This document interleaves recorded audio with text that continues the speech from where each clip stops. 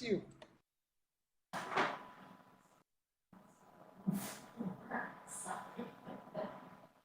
Passed out, huh? Okay. Okay, Liz, Erica, you back?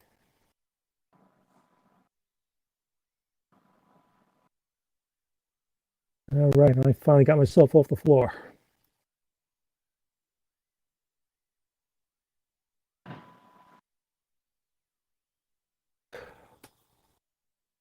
Erica, Can you hear me? there? Are you there, Erica? Can you hear me? Is that you? Yeah, can you hear me? Good. Yes, I can. We're about to start. Okay. All right, Liz, you got us? We're all set to go? All right, well, good evening, everyone. Welcome to the premiere episode of the Mystery Hour with Con Sweeney. We're a monthly show based here in Second Life on the Second Life Book Club Island, and we'll be coming to you every third Monday of the month at 6 o'clock Second Life time or Pacific time.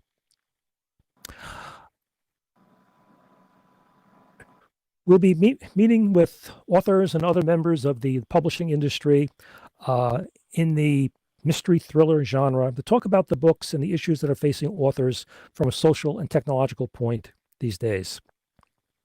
I'd like to thank Drax de Desprez, host of the Second Life Book Club and the Drax Files Radio Hour, both broadcast here from Second Life, for allowing us to use the island and helping us get set up. I'd also like to call out Strawberry Linden and Brett Linden from Linden Lab for all their help in getting the show set up for tonight. And finally, I'd like to give my eternal thanks to Becky Hansen and Isabel Charon for all their technical assistance in making this happen. From the avatars that you see with Erica to the camera work and other technical support that Isabel is doing, I'm grateful to them. Also, since Isabel got up at 1 o'clock in the morning, her time, to support us, I am eternally in her debt. So thanks to all of you. So now, allow me to introduce Erica Obi, award-winning author and the current president of the New York chapter of the Mystery Writers of America. Her latest book, The Horseman Word, has just been released, and she's here to talk with us for the next hour. Erica, welcome. How are you doing? Great to be here. Good. Erica, I was wondering, as we get started, maybe you'd like to just give us a little of your background. You have a very interesting one in academia and writing, also in the literary community. Then we could move on to start talking about your current books and your future projects. Well, as I like to put it, I did a PhD on lady folklorists of the 19th century. I've got a PhD and an MFA. I basically did all that before I decided I'd really rather be writing the stories myself. That's the nice way of putting it. I have less nice ways of putting it. Erica, can I ask you a question, please? With your background, and it's very impressive, and Erica's being very modest, folks. She speaks like 3 or 4 languages besides English. What made you 7 pick... if you give me a dictionary and put a gun to my head. 7, excuse me. What made you pick mysteries to start as a medium, as opposed to, some people trying to start with the great American novel as their first opus? Oh, you're really walking into it, aren't you? All right, short answer. Sure. Because I've got an MFA and a PhD, and so therefore I feel the notion that I find character-driven, sensitive literary fiction an utter bore. I feel that is an entirely informed opinion. So no, I'm writing novels I like to write. I do have stronger theoretical basis about why science fiction and secondarily fantasy. I can bore you to tears and bring Todorov in anytime you want. But the short answer is, I love genre fiction. I want to write genre fiction. I think genre fiction has a very important role Well, no, I don't believe there's a difference between literary and genre fiction. I'm really very cranky on the issue. And I think there is a lot to be said about genre fiction. Just disrespecting it as a commodity, it's not. There are plenty of literary things there, and no, I just despise self-important people, so I despise literary fiction. Sorry. No, that's a very good, honest answer, and I think for the audience that's listening to us tonight, they probably appreciate it. Also, I could probably be a crass materialist and point out that mystery thrillers outsell literary fiction by several fold. Yes, there's that. All right, you're asking for it, Con, and we Oh, know each other well, so fine. please. You're asking for it. Uh, I do have. Okay, I graduated from Yale. God help me. So the postmodernism's in my blood, and actually, there is a very seminal uh, article written by Tsvetan Todorov about how actually mystery fiction is a fiction about writing, that the reader and the detective are on one side and the writer and criminal are on the other. And what the reader and detective are trying to do is read the narrative that led up to the murder. I know. You asked for it. You did. I did. Please go right ahead. Very interested in mystery fiction being a genre that is a text about texts and reading and lying. And yeah, I really care about that. I've been told by many agents and editors I demand way too much of my readers, and I probably do, but that's where I'm coming from. Good. Well, having just recently completed The Horseman's Word myself, I wouldn't say that you demand too much of your readers, but you certainly, I think, take your readers to a different place than some other authors do. I wouldn't say your writing is exactly classic noir, mystery noir, or the cozy mystery type, which, we're talking about The Horseman's Word. Like I said, I've just finished reading the book, and hopefully without giving away too much, I can say that it's literally starts with a bang. Uh, I was really impressed by how you brought together several different threads into the story. I had met you before I had read the book, and I was wondering how you were going to do it. I was also kind of curious when you talked about the Fenian. And for those of you in the audience who don't know who the Fenians are, they were the early Irish rebels who were trying to get the Brits out of Ireland. And I'm probably giving away my bias by the way I just introduced that topic. But I found the coverage of the Irish community to be a very matter of fact. And have I lost Erica? You've lost Erica. Okay, no, What should I got do? your voice. That's all right. As long as we can hear you, that's all right. Okay. We'll keep talking. We'll figure out the technical side later. You really captured the essence, I felt, of the working class Irish community, as well as some of the other folks who were doing a little bit better in the New York environment. Being the descendant of those folks. Well, actually, not really a descendant. My people came over a little bit later, but we hung around with them. You really caught the flavor of them. Could you talk about your research in the book and what led you to this topic and the theme? Oh, yeah. Can you hear me? Yep, we can hear you. Can't see Okay. you, but we can hear you. That's the key thing right now. All right, there you go. Yes, because I am putatively Irish and Scots, and I am this total Celtic, Wiccan, New Age, totally there, all over. I was a Campbell when it comes to the Scots. My husband's a Baird. And my family were Malarneys in Ireland. And actually, I do have this really weird Irish story to tell you, which is that my father and I used to get very drunk on like St. Patrick's Day and sing Kevin Barry and all that. And we got very drunk on St. Patrick's Day and decided to go to Ireland, my husband and me and my mother and father.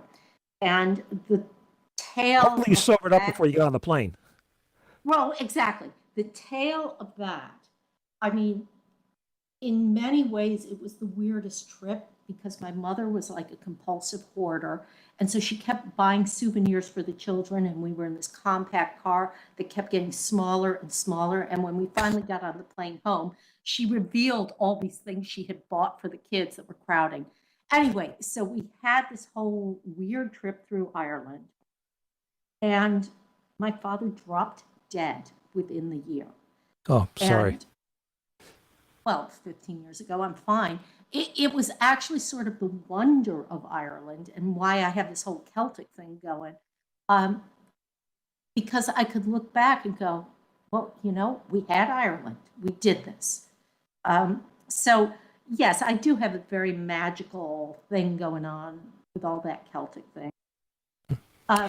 But then that became very interesting when I started researching this book, because the first thing that happened was I'm a historical novelist, and actually I usually tend to write a little bit later, around the turn of the century, not about right after the Civil War.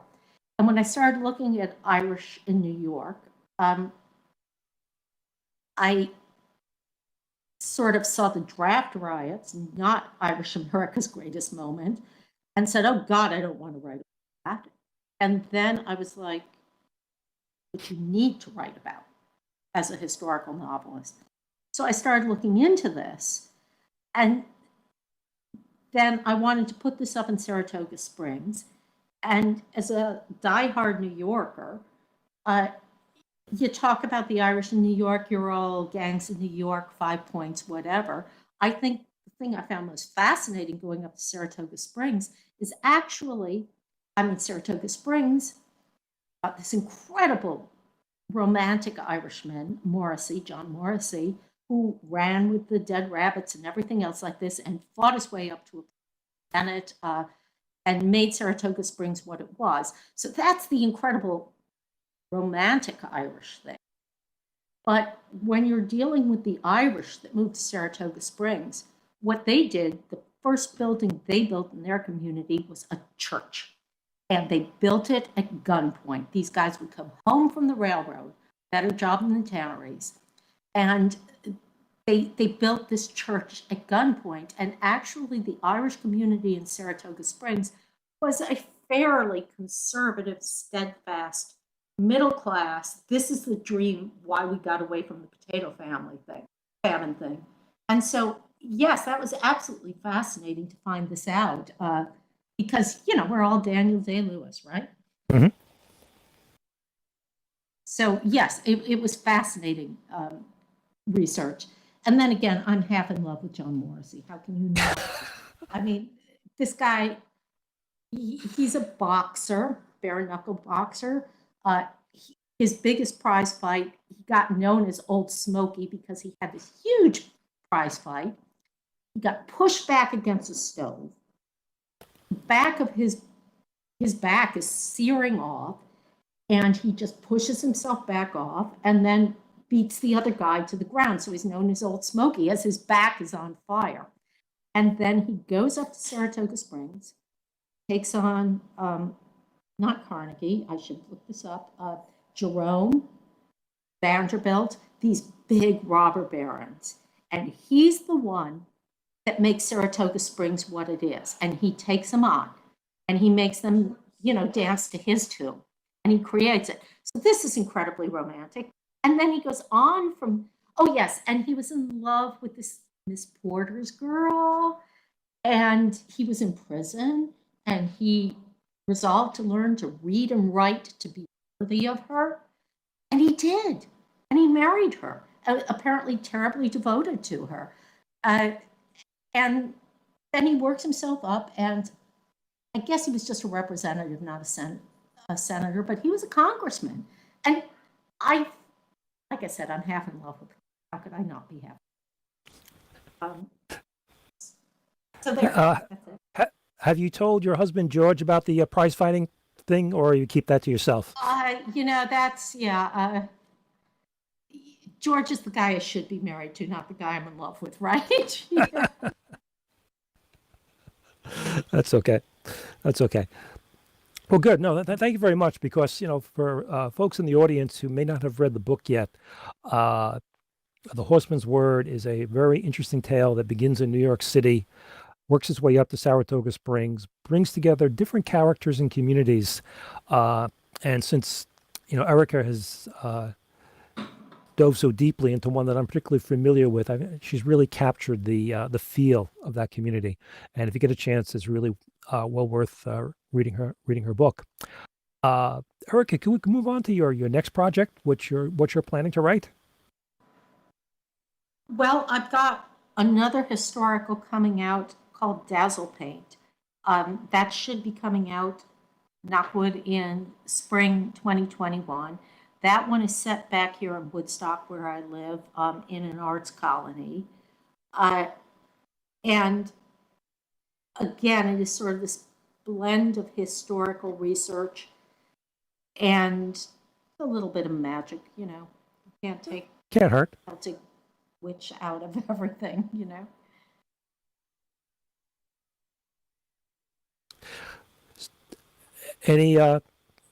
Any teasers about the book? Or are we going to have to wait till it hits the? No, I live in a Woodstock. Was not Woodstock. Woodstock and actually the Catskills were incredibly conservative. And Woodstock became Woodstock in 1903 when a bunch of rich, well-heeled arts and crafts people who wanted to get back to nature. Arts and crafts being the specific movement associated with William Morris and John Ruskin. So these are people who have made their money in steel in like Manchester and Birmingham. And they now want to have a utopian artist colony where it's a brotherhood of artists. And the first You thing there, you have Erica? to understand, sorry? Can you hear me? Yeah, I'm sorry. We can hear you now. You just broke up there for a moment. Okay, so the first thing you have to understand is that when they build these utopian hand-hewn houses to house this brotherhood of artists, they build servants' wings. And that says everything you have to understand about this arts colony. They Morris dance on the lawns. They do their own pottery. They brew their own mead. And of course, I love them because they're just wonky artists such as myself. Can you still hear me? Yep, I can still hear you. Okay, so in 1903, they come to Woodstock. They have been in California and England. They are English.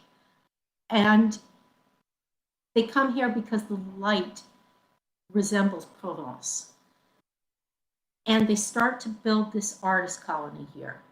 The Catskills in general and Woodstock in specific are actually very conservative farmers' communities up until then. And then they figured out, and so the whole summer trade was like rooming houses, big hotels, and everybody's terribly respectable. Weirdly enough, to my horror, Woodstock was actually a dry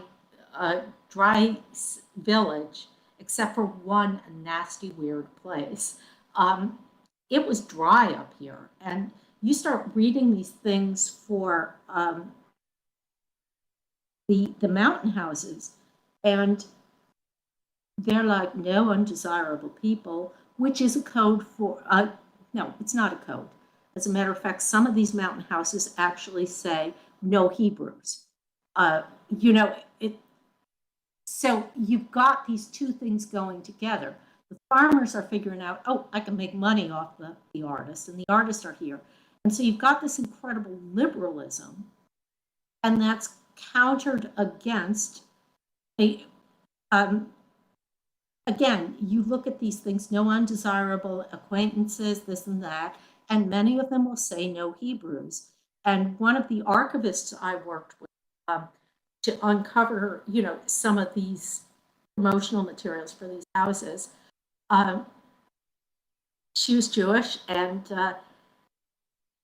her grandfather, I think it was, bought one of these houses, and he had a sign in the office that said, the sign said, no dogs, no Jews. And he slashed it out and said, bought by a Jew in whatever it was. So I was very interested in that intolerance. And then this sort of self-conscious liberalism of these people out here who can't even see that perhaps the servant's wing is not exactly a brotherhood. So that's what Dazzle Paint's about. Well, sounds like a good story, and I look forward to reading it in the future. Now, Erica, I'd like to change the subject for a bit from you to a broader subject, which is about what it's like to be a writer today, particularly in the world of the coronavirus. I think we both know the impact it's having on friends and people we know in the industry. Bookstores are closed, libraries are closed, events for launches and readings have been curtailed. They've moved online. What's it like for writers out there now, and how are they making do, and what do you think is going to be coming out of all this?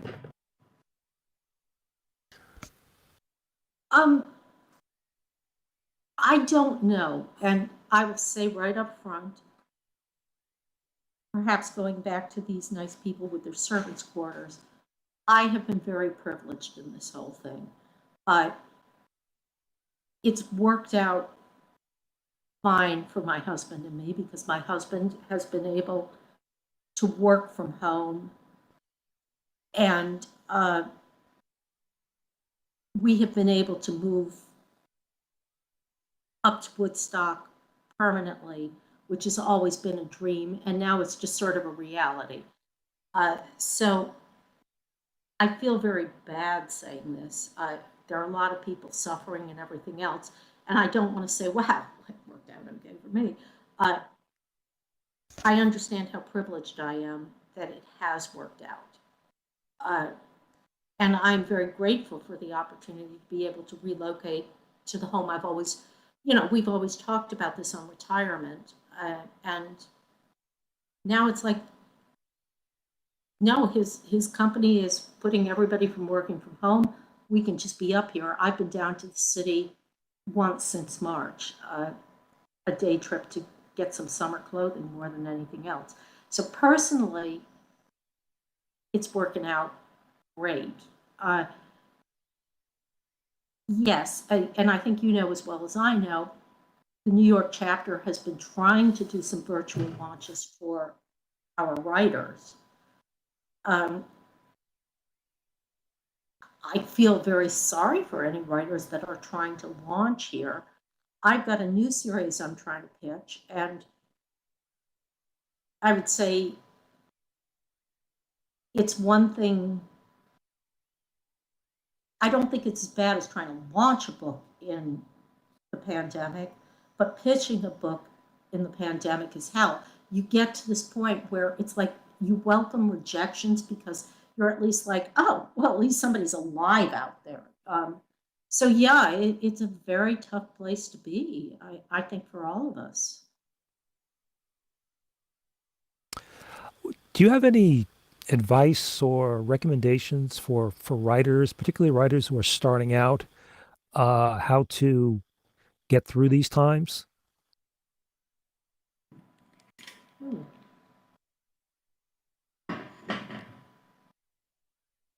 I can only tell you how I'm doing it. And I am one That's of nature's. fair enough. Uh, I am slowly going back to social media. I am slowly going back to querying. For the most part, I have been telling myself,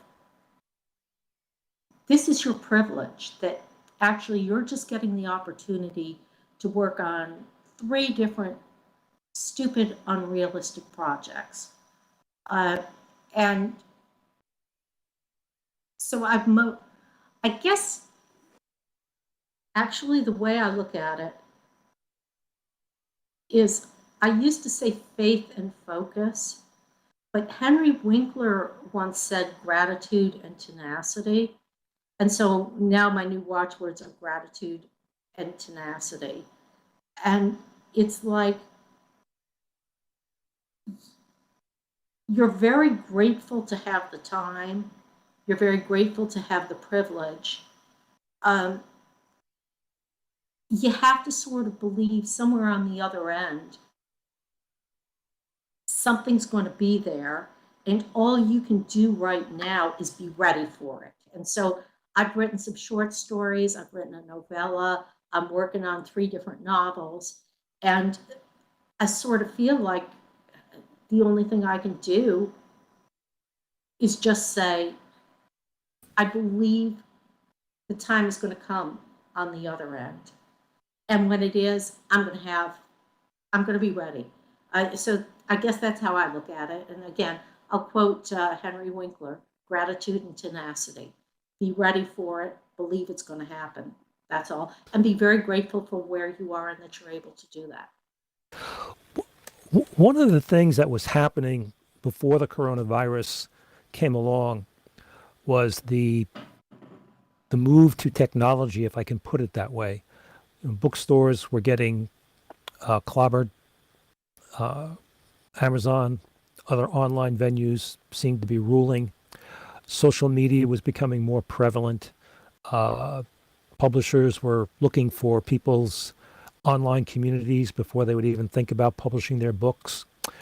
As I started working with my clients and meeting other writers, I've noticed that, many of the writers who are successful today really got their start in the pre-technology days, before Amazon became a major player, before ebooks and e-readers became major factors in the market.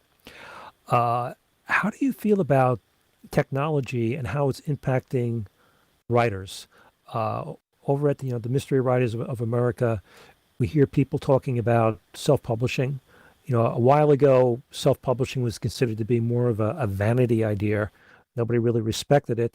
But today, there are people out there who are making good money in publishing independently, and they're quite happy with it. Another factor in the market, our friends over at Amazon have now decided to, now that they've taken out the bricks and mortars bookstores, are moving up the food chain and they're setting up their own publishing house. What do you feel as a writer first? What do you feel about the technology and where it may take us?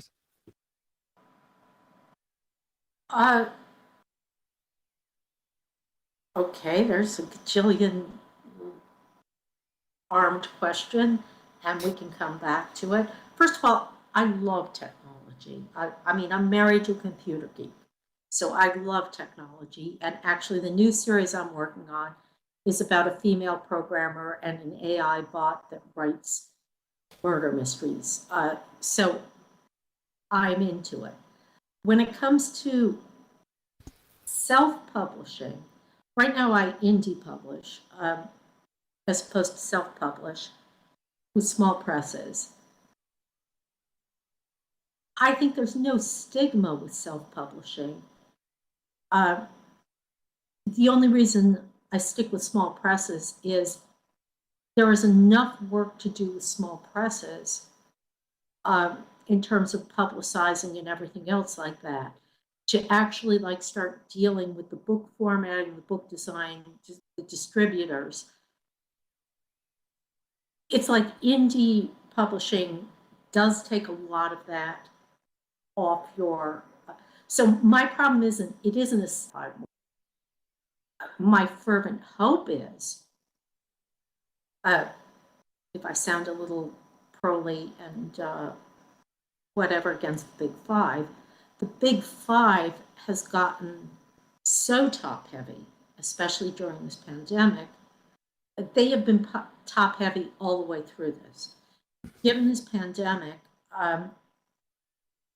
it's my fervent hope that the indie publishers and the self-publishers are going to be in a much better position to rebound than the Big Five are, because those things, I mean,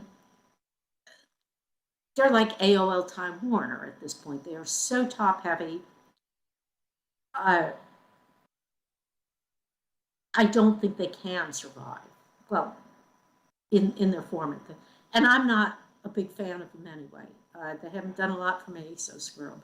But no, it's my hope that the indie publishers and the self-publishers, the small presses, will be in a much more resilient place to react to this entire upheaval than the Big Five will. Just me. I happen to agree with you there. I've been concerned with the publishing industry and a few other industries over the last several years, where we've had this concentration of money and power in fewer and fewer hands. And I can remember when I started my career, and it wasn't in publishing, but there used to be a lot of publishing houses around. There used to be a lot of bookshops. You know, I was reading an article today that said in Manhattan back in 1950, there were like 350 independent bookstores. Today in Manhattan, there's 80, and that number is shrinking fast. Other industries, you know, we see the same thing where you get the concentration of power and money into fewer hands, creativity goes away, the top heaviness of management that you described becomes quite apparent. Look how our retail industry is imploding right now with the coronavirus, just as another example. So yeah, I agree with you. I think we're going to see the smaller and nimbler players, the independents, the small presses, have another chance as we start to come out of this whole first the coronavirus, and then what's going to be the economic consequences of it a bit further on down the road. Well, here's hoping. I agree with you. I mean, I do completely. Yeah, no, it is. They talk about the Big Five, and you're quite correct. You've got all these things that you used to recognize as separate publishers, like Penguin Random House or Minotaur or St. Martin's, and these are all owned basically by 5 corporations. And they are constantly consolidating lines. So there's all this corporate infighting and stuff like that. They are very behind now with the pandemic because they've shut down their print warehouses, and now they're trying to catch up. And they're pushing a lot of things off until September. And again, I'm hoping for the smaller and nimbler me. That's all. No, I think we all are. Erica, going back to your work for a few minutes, what's the most challenging part of writing a book for you?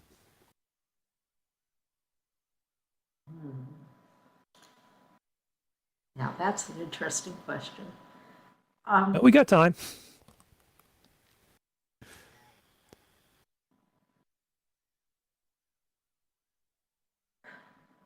I suppose the most challenging part is putting aside the PhD and the MFA, because I am like one of these people that can go into a book and I'm seeing the symbolic systems, I'm seeing the literary references, I'm seeing whatever, and it's like, Erica, tell the damn story. And you'll appreciate this because you're an Excel guy like me. Lately, what I've been doing is trying to plot them out on Excel and writing the end first and then working backwards because, you know, it's again, this teacher, I taught college for more years than I care to admit. Um, and it's like you do this, you meet the assignments, you do that. And I'm like, no, write the end of the book first. Write the chapters you know first. Uh, Write the chapters you can feel and see, and then figure out how to hook them up together. So I suppose, yeah, the biggest challenge I keep seeing is uh, loosen up my college teacher bad self. Interesting. I don't think we'll find too many authors admitting to writing their books the way that you do. Now, another question about your writing, Erica. You talked about your research. You talked about your process. Can we find you in your books? Are you as a person in your writing, or are you just writing about other people? Absolutely not. No, this is not true. And it's a long and interesting question, as always. As in Portrait of the Artist, I told you I had a college teacher bad self. Stephen Dedalus / Joyce says, the author should be in the back like God, paring their fingernails. And so basically, right, I want the book to live. I am not one of these writers that believes in writing to give voice. I find that anathema, as a matter of fact. I could go on at length about Tolkien and sub-creation, but no. Now, just going on a little tiny bit about diversity. Okay.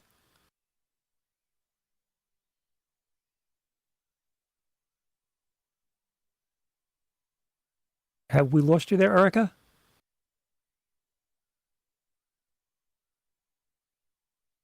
I hope not. I think she was going to make a really good point. Let's just give her a moment and see if she can come back. I can't hear either, folks. Let's just give her a moment, and hopefully we can get her voice back. We've been having some technical issues in the background this evening.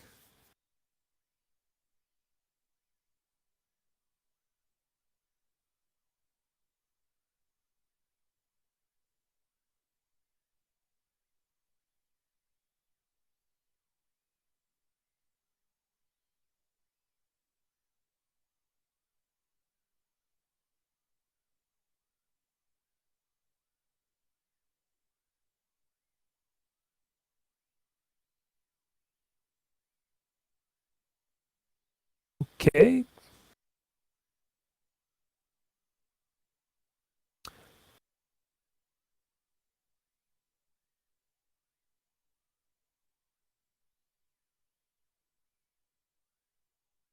Okay, this is where, I'm supposed to be quick on my feet and start doing something bright and witty to keep everybody moving.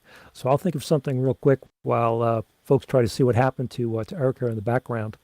One of the purposes of this show is to talk with authors about their books, but also to talk about what's happening out in society today.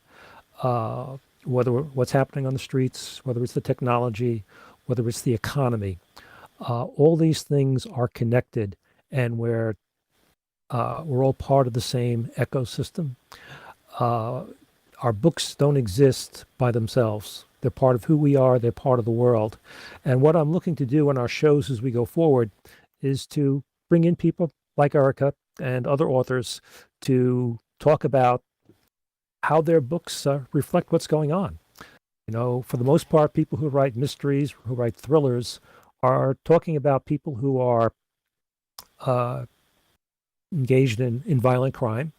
How often do you find a mystery where somebody doesn't get murdered or a body gets found somewhere? So I would, that's what we're really trying to do here with the Mystery Hour, is to explore these avenues. What does it mean in a world of police violence to be writing books where, the heroes many times are the police officers?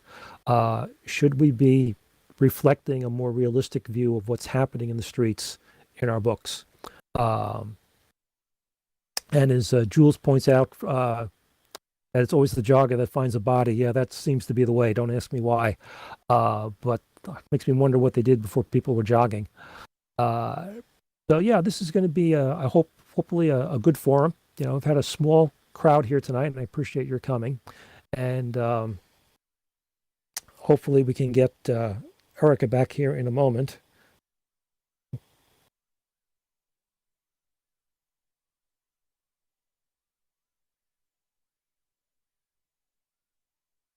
And that's where we want to go. Yeah, Calamity, please ask me a question.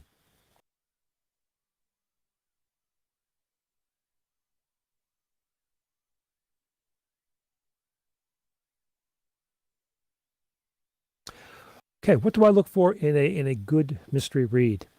First, oh, by the way, can you hear me, Calamity? Yeah, good. What I look for first, nope, no problem. No problem. Calamity, what I look for first in a mystery are a good story, good characters. I like a plot that is difficult for me to figure out. I really don't enjoy those mysteries where the author in the first chapter tells you who committed the crime, whatever it is, and then the rest of the book is people trying to figure out how it happened. I don't enjoy stories where we get inside the mind of the perp, the killer.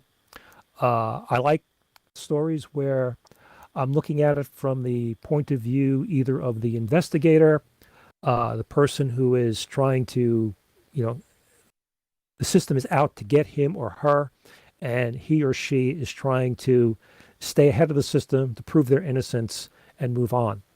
I'm a big fan of series, where you've got an ensemble of characters who go through, one book right after the other. So for me, those are the best kind of mysteries. And Jules, yes, New Orleans stories are cool. You got a lot of really good material down there. Right now, Jules is asking me if I'm a fan of particular regional mysteries. Florida has some really good mysteries, thrillers written there over the years. Lately, I've been doing a lot of reading of mysteries based up in Maine, upstate New York, New England. Long story, which I won't bore you with this evening, but I met a lot of writers up there, and I started reading their books and following them. Two series in particular that I've recently read.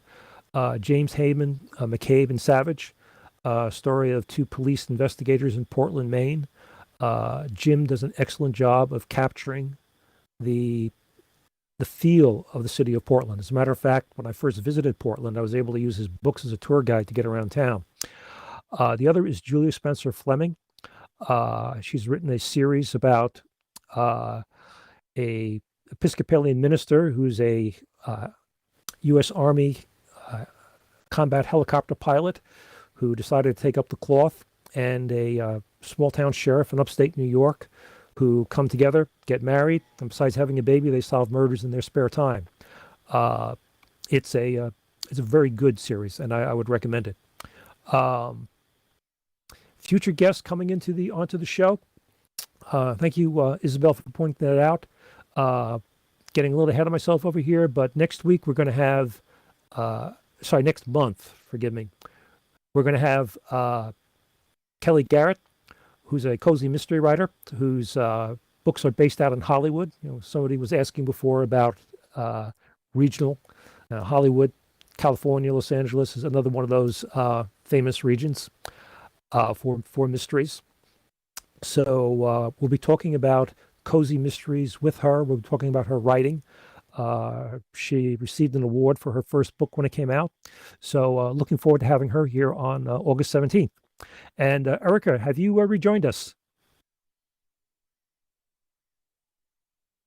Okay, we've got a member of the team who's operating the avatar right now, so we may not have we may have the body, but we may not have the spirit. Hello, can you hear me now? Erica, is that you? That's me. Hey, welcome back. I Welcome back. Okay, the bird's still talking, but I don't know what to do about that. But don't worry about the parrot. We'll deal with him later. So if you could get a chance to sit on the sofa, but if you can't, don't worry about it. I'm trying. Where am I? Like I'm flat on the floor or something? No, your head is kind of sticking up out of the Okay, sofa. it says stand up. Oh, they stand up and just. There we go. All right, and then all you got to do is just Sit here. sit there. There Whee! you go. Welcome back. Thank you. All right, now I'm going to click on the bird, right? Yep. And mute it. Yep. There you go. Hello, Manilow. Wee, that Welcome. was exciting. Yeah, well, that's Second Life. There's always an adventure. Hey, Manilow, have a seat. So, I was just entertaining everybody while you were away. I'm sure they're glad that you're back. You were about to talk about diversity before you left us there.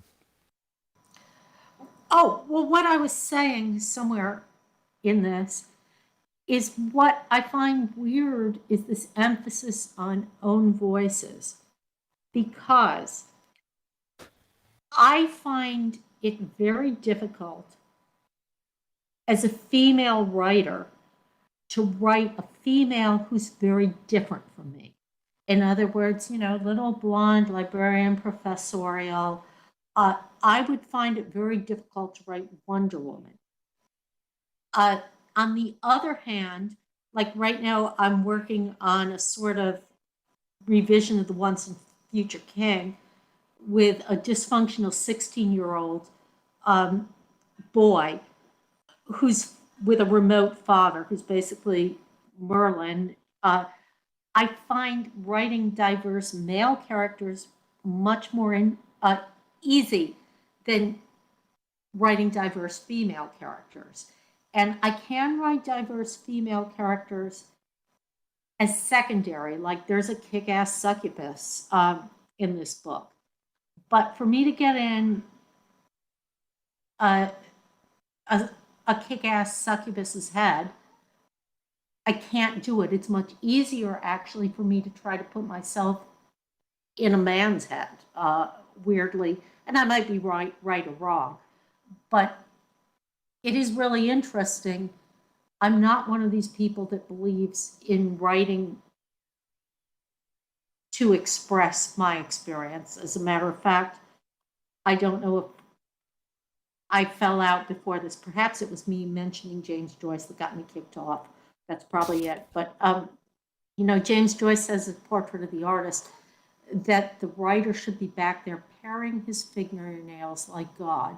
And so I tend to feel like the book should live for itself. But in terms of my own imaginative process, I find it much easier to imagine people who are different from me than people like me, if that makes sense. That does. It does. Good. And I just was, Jules, you're going to come down and join us. Please do. Jules Rivera is a graphic artist who, oh, there she is. Sorry, I didn't see you off camera. Hi, I'm working on it. I'm working on trying to get the Second Life to work. And okay, come on. Erica, Jules is a graphic artist based out in Los Angeles who's only got a few more weeks of experience in Second Life than you. But she's been participating in the book clubs, and invited her up here just to, in our last few minutes of the broadcast before we switch over to the question and answer, to just have her join the conversation. I came in on just the right time. I'm so glad you brought up the question of how to write a relatable kick-ass succubus. And the answer is ask me. Because I'm definitely gonna have to add kick-ass succubus to my social media. Like that's a thing I'm doing now. Okay, it's like that's just my personality, right? I mean, I feel like making friends with different people, like it's just like you collect personalities and painting with different colors, you know? And so, so I always, I try to keep a really, really wide open point of view as to, who I bring my friends into. So if you need a kick-ass succubus to interview for, hey, how would she respond to blah? How would she do blah? I can advise. Like, I'm available for that. For those of you who don't know me, my name is Jules Rivera. I do a webcomic. It's called Love Jules. I also just recently kind of unofficially signed on to do another thing. It's going to be kind of a big thing. It's going to be in newspapers. I can't say anything more than that. But also, I have a graphic novel that already came out in May, and I got another one coming out in February. I stay busy, I stay snarky, and I got picked up by Drax and met Con through Dragster. So that's what I'm doing here, folks. Hey, what up? And we're glad to have you. And Erica and Jules, you've both been talking about writing about who you're not. And just a shameless plug here, I'm working with another small group of Maine writers, and we'll be doing a online panel on September 22nd talking about writing about whom you're not. Of the three writers, one is James Heyman, who I mentioned before. Julia Spencer Fleming is the other. And the third is Tess Gerritsen. Each of these authors has written in different genders and different characters who come from different experiences. So the thrust of the discussion in September is going to be about how do you write about these things when you've never lived them? And I think that, given the world that we are in today, where we're trying to be more sensitive and more understanding of one another, this is an important thing. The recent book that came out, written by a European American author, talking about the experiences of a mother and her children coming across the border as illegal immigrants, caused a lot of controversy. Jules, you may remember this. We talked about this with Drax. I think probably one of the other problems was the writer got an extremely large advance, which didn't help things. But putting yourself in that position, like I was talking earlier about Erica, she managed to capture the spirit and the flavor of the Irish community, and the Fenians. And let me tell you, from my own personal background, Fenians are a special group of people. It's hard to get inside their heads. This is. I'm sorry. Visit Ireland, get to know them, right? I'm sorry. Well, Erica got to visit Ireland and get to know these people, Yep. right? Well, yeah, but trust me, one trip to Ireland, you don't get to know the Fenians. It doesn't work that way. Maybe she's super empathic, and maybe she does. I don't know. I mean, I don't know, Erica. I think I've known you long enough that you've got tremendous research capabilities. You definitely put yourself into your books. I'm a total research junkie. I totally am. I mean, whenever I'm doing this, looking things up. Sorry, I keep trying to click on that poor parrot, but oh, don't worry about it. It's okay. not going out on the stream. No, I am a research junkie. But I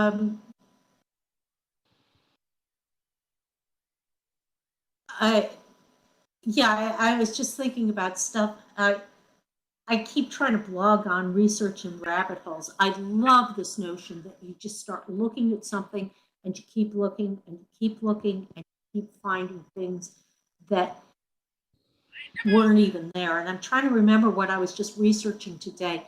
It was like something totally stupid, and you just Google it, and then you start working your way down Wikipedia and stuff, and you find these whole other worlds that you've just never thought existed. I mean, with the Fenians, I'm, again, a little bit, I was raised by sentimental Irishmen. There's no question about that. Even though we thought we were German Catholic, but actually we were Alsatian. So yeah, go there. The horror, we were French. But yes, I was raised with this entire sentimentality toward Ireland, and that's a real thing too. I it I don't know if it's the right thing or the wrong thing. It's just a real thing. Um, this stuff happens as well, and yes, I was raised among a lot of these people. I lived up in Inwood, where there used to be Irish bars that went all the way up to the hurling grounds in Riverdale, and they had a hurling ground, Gaelic Park. And on St. Patrick's Day, people would march after the big parade, so they were already kind of flaming drunk. You'd walk. The big challenge was to walk up and stop at all these seedy Irish bars and have a drink in each one and see if you could make Gaelic Park. And those skeletons are still there. There's still a bar called the Liffey, too, that's really pretty seedy. But I'm always very fascinated about what was there, what happened. Equally in Inwood, I'm very fascinated by the fact that in Inwood, that's the north end of Manhattan by the Cloisters, where I lived till I was lucky enough to be able to relocate to Woodstock. There were big country estates up there, including the ones that the Cloisters were there.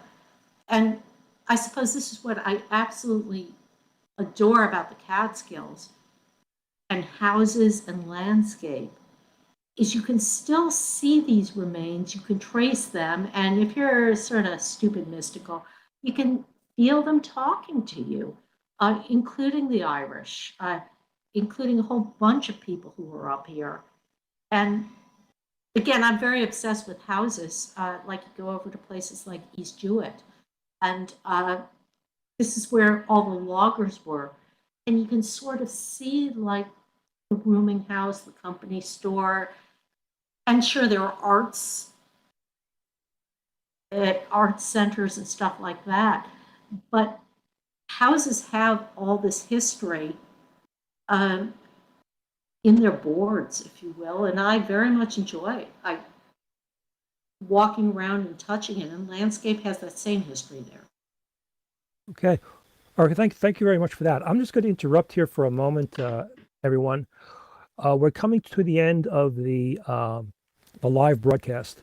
In a few minutes, we will stop broadcasting out to YouTube and to Facebook. However, we will continue to stay in the studio for another half hour for questions and answers with Erica, Jules, and whoever else would like to participate with us up here or from the audience. I'd just like to thank everybody out there who's listening for joining us. We're going to have this out on YouTube on the Mystery Channel with Con Sweeney for replay for those people who weren't able to be here for the entire show or missed it. Also, I would invite you to contact me at conpsweeney@someti.com. If you have any ideas for panelists you'd like to see as guests, ideas for shows, or you'd like to participate yourself. I'm learning that putting on a show like this isn't easy. So if you're interested in volunteering to help us with our stage crew, we could sure use you. As I said before, next week's guest is going to be Kelly Garrett. She's the author of the award-winning Detective by Day mysteries, which are set in Hollywood. Jules, close to your home. We're going to be talking about her work and cozy mysteries. So thank all of you for joining us, and we will see you next month. This is going to be the end of the live broadcast. And now we're going to go over to questions and answers. And somebody's got a dog.